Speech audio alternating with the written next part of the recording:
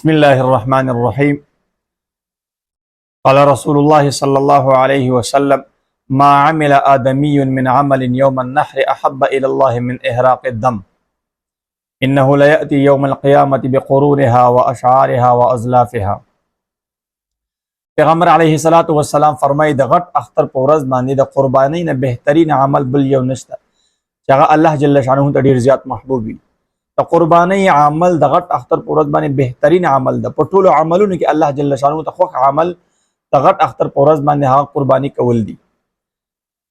حدیث کې راځي پیغمبر علیه الصلاۃ والسلام فرمایي چې دغه څاروی به د قیامت پر ورځ له خپلو ښکرونو، له خپلو ویښتانو او له خپلو نوکونو سره پوره راشي او د قربانۍ دا وینه د ځمکې د رسیدو نه مخکې د الله دربار د قبولیت مقام ته ورسیږي. او بل حدیث کې راځي پیغمبر علیه الصلاۃ والسلام سره صحابه ناستو. صحابه ورته پوښتنه وکړه: ای د الله رسوله، ما هذه الاضاحي؟ د قربانۍ او حقیقت تاریخ څه ده؟ نو پیغمبر علیه الصلاۃ والسلام ورته وفرمایل: سنت ابیکم ابراهیم، دا د ستاسو د پلار د ابراهیم علیه الصلاۃ والسلام سنت ده. ابراهیم علیه الصلاۃ والسلام باندې الله جل شانه ګڼ شمیر امتحانات راوستي. یو امتحان په هغه امتحاناتو کې دا و چې الله جل شانه ورته وفرمایل، خوب کې ورته وروستل چې ته څه وکړه، د خپل زوی قرباني کړه.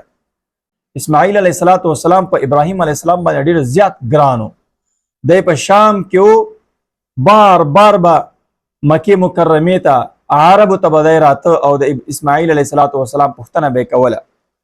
نو الله جل شانه ورته القا وکړه، وحی وکړه. د پیغمبر خوب چې کوم ده دا د پیغمبر دپاره وحی وي. نو وحی ورته وکړه چې دا زوی دی ذبح که او دا حلال که.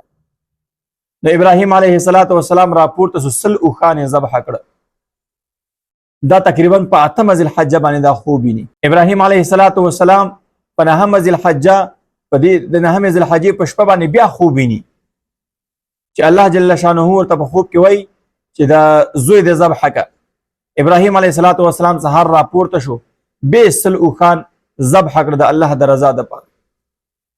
په 10 ذی الحجه چې کومه د اختر شپه وي، په دې شپه باندې بیا خوب ورته راغی. ابراهیم علیه الصلاۃ والسلام پوه شو چې یقینا مانه خو الله جل شانه د خپل زوی قرباني غواړي، او بس عمل شروع کو او راپاسېد او زوی ځان سره روان که. زوی چې کله ځان سره روان که نو هلته چې کله بوته نو روایه چو د حلالې دپاره الله جل شانه ته دا عمل ډېر زیات خوښ شو. یا الله اس امتحان اخیسته. ابراهیم علیه الصلاۃ والسلام مکمل تابعداري وکړه او خپل زوی د الله په دربار کې قربانۍ ته پیش کړ. الله جل شانه د دې قرباني قبول کړه او د جنت نه ورته ګډ راولېږه او هغه ګډ حلال کړلی شو. نو پیغمبر علیه الصلاۃ والسلام صحابه ته وفرمایل: سنت ابیکم ابراهیم، دا د ستاسو د پلار ابراهیم علیه الصلاۃ والسلام طریقه کار او سنت ده. بیا صحابه کرامو ته پوښتنه وکړه: فما لنا فیها یا رسول الله، آیا زمونږ دپاره په دې کې څه اجر شته؟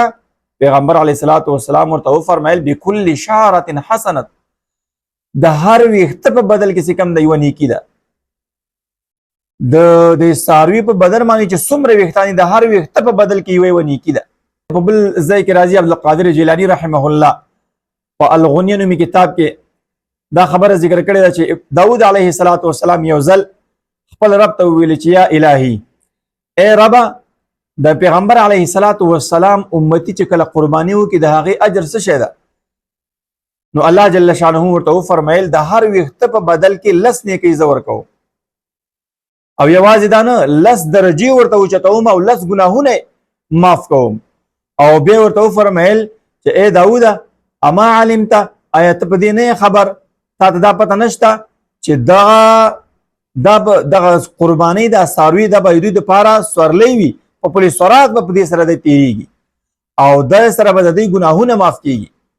نو د قربانۍ ډېر لوی اهمیت ده، ډېر لوی عبادت ده، الله جل شانه د ډېر خوښ عمل ده. نو د خپل وس مطابق دې دپاره تیاری وکړئ چې انشاءالله د اختر په ورځو کې به زه د الله په نوم باندې قرباني کوم.